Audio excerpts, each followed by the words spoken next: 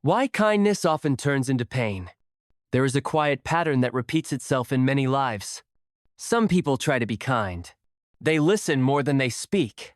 They avoid conflict. They think before they act.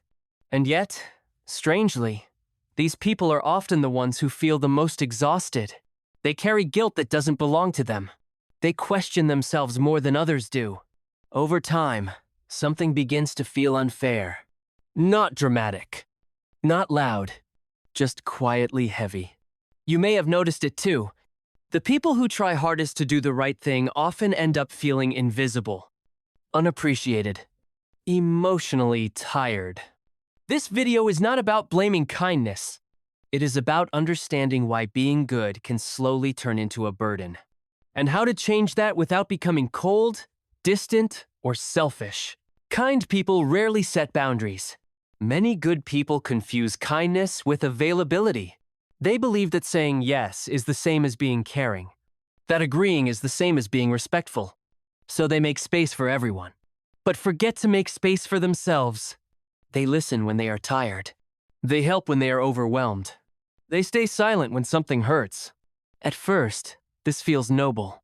It feels like patience, like maturity. But over time, it becomes a habit of self-neglect disguised as kindness. And the problem is not that they give too much. The problem is that they never stop. The habit of patience is formed early. For many people, this pattern starts early in life, often without words. You learn that keeping peace is safer than expressing discomfort. That being easy makes you accepted, that your needs can wait. So you adapt. You become observant. You learn how to read the room, and slowly you internalize a rule. Being good means not causing trouble. This rule follows you into adulthood, into relationships, into work, into silence. The world does not reward sacrifice automatically. There is an unspoken belief many good people carry. If I am patient long enough, if I stay kind no matter what, someone will notice. Recognition feels inevitable, almost guaranteed. But life does not work on moral accounting. The world does not automatically reward sacrifice. It responds to clarity, not endurance. And when recognition doesn't come, confusion grows.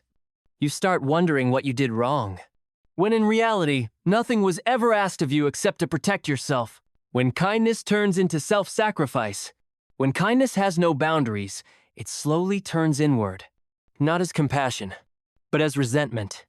You begin to feel irritated by small things. Emotionally distant, disconnected from yourself. You may even start blaming others, or worse, blaming yourself. But this tension is not a flaw in your character. It is a signal that kindness without self-respect becomes self-betrayal, the hidden price of being good. The cost is rarely visible. There are no dramatic breakdowns at first. Instead, there is quiet fatigue, a loss of enthusiasm, a constant feeling of being on edge. You may still function well, smile, do what is expected, but inside, something feels depleted. This is not because you care too much. It is because you were never taught where caring should stop. Real kindness looks different. True kindness is not unlimited access. It is intentional presence. It does not require self-sacrifice. It requires honesty. Sometimes kindness means saying no calmly. Sometimes it means stepping back. Sometimes it means choosing rest over explanation. This does not make you less compassionate. It makes your compassion sustainable. Borders are not cruelty. Many people fear boundaries because they confuse them with rejection. But boundaries are not walls. They are guidelines. They tell others how to treat you, and they remind you how to treat yourself. A boundary does not harm connection. It clarifies it, and clarity is often kinder than silent endurance. Why does the world respect calm firmness? The world responds differently to calm firmness. Not aggression, not dominance, but steady self-respect. When you speak honestly and act consistently, people adjust. Not always immediately, but inevitably, and even when they don't, you remain aligned with yourself. That alignment is the real reward. Practical advice. Here is a small practice you can try. The next time you feel the urge to say yes out of habit, pause. Not to argue, not to explain. Just pause. Ask yourself one quiet question. Will agreeing to this cost me something I won't get back? If the answer is yes, allow yourself to choose differently. Not loudly, not dramatically, just honestly. Kindness does not disappear when you respect yourself. It becomes clearer, calmer, and stronger.